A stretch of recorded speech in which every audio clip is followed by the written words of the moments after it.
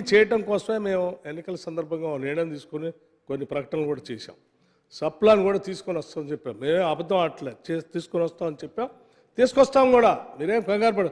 ఈరోజు మేము ఏ రకంగా అయితే రెజల్యూషన్ తీసుకొని వచ్చి ఇక్కడ చర్చ పెట్టి మీ అందరి ఆమోదంతో దాన్ని ముందుకు తీసుకొని వెళ్తున్నాం, భవిష్యత్తులో సప్లాన్కి సంబంధించి కూడా డెఫినెట్గా నేను తీసుకొని వస్తాం. మీ ముందుకు వస్తుంది, అప్పుడు మీరు కూడా మాట్లాడచ్చు. అవన్నీ చేయటం కోసమే ఈ రెజల్యూషన్. అనుకోలేదు మీరు, అవన్నీ చేయటం కోసమే రెజల్యూషన్. ఇది నాంది మాత్రమే. నేను చెప్పిన అన్నీ చేయటం కోసమే ఈ రెజల్యూషన్ పెట్టి ఈ కార్యక్రమం చేస్తూ ఉన్నాం. మీరు అనుకున్నవి ఆశించి అన్నీ కూడా జరుగుతాయి. మీరు చెప్పినటువంటి సూచనలు కూడా పరిగణలో తీసుకొని ముందుకెళ్తాం. అట్లాగే అధ్యక్ష, ఇక మిగతా అంశాలు కూడా చెప్పారు. మాకు లిక్కర్ సంబంధించిన దాంట్లో 5% వాటా ఇచ్చారు. మా ప్రభుత్వం 15% ఇచ్చింది. ఇంకా పెంచాలన్నారు. నేను చెప్తా ఉన్నాను అధ్యక్ష, ఈ రాష్ట్ర సంపద సృష్టించే రంగాలు చాలా పెద్దగా ఉన్నాయి. మొన్నే చెప్పాం మనం, సాయంత్రం ఇరిగేషన్ కూడా ఉంది. కొన్ని లక్షల కోట్లు ఖర్చు పెట్టాము రాష్ట్ర ప్రభుత్వం నుంచి. అందులో ఎంత వాటా ఇచ్చారు, అందులో ఎంత ఇచ్చారు ఒక్కసారి మీరు ఆత్మపరిశీలన చేసుకోండి. చేసుకుంటే మీకు తెలుస్తుంది. మీరు మాట్లాడేది ఏంటి చెప్తా ఉన్నాను. నేను చెప్తా ఉన్నాను.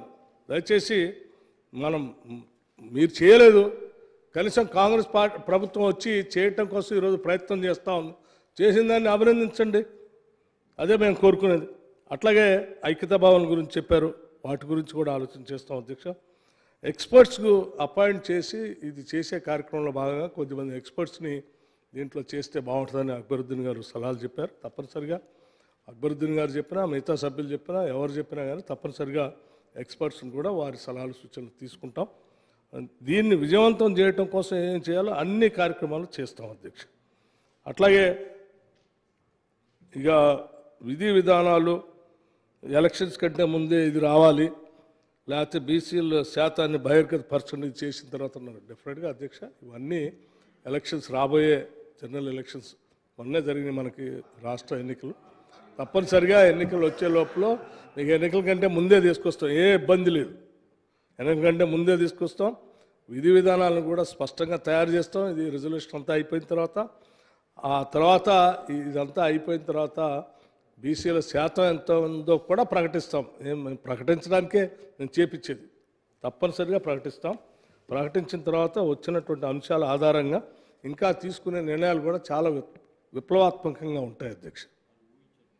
మీరెవరో మీ ఊహకు కూడా అందకపోవచ్చు. ఈ రెజల్యూషన్ ద్వారా జరిగేటువంటి కులగణన తర్వాత ఇది కూడా మీరు ఊహించలేదు కదా, ఇది కూడా మీరు ఊహించలే మేము ఇంత పెడతామని అధ్యక్ష. ఇది కూడా మీరు ఊహించలేదు.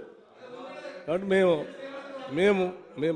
మేము ఈ రెజల్యూషన్ ద్వారా జరిగేటువంటి తర్వాత పరిణామ క్రమాలు ఉత్పన్నమైనటువంటి అంశాలన్నీ కూడా చాలా గొప్పగా, అంటే మనం అందరం ఆశించినటువంటి తెలంగాణ సమసమాజ నిర్మాణం కోసం ఏ రకమైనటువంటి ఆశలు, కలలు, కోరికలు, ఆకాంక్షలు మన తెలంగాణ యువత కన్నారో వాటన్నిటిని నిజం చేయటం కోసం డెఫినెట్గా మేము అందరం ముందుకు పోతాం. ఈ ప్రభుత్వం ముందుకే పోతుంది.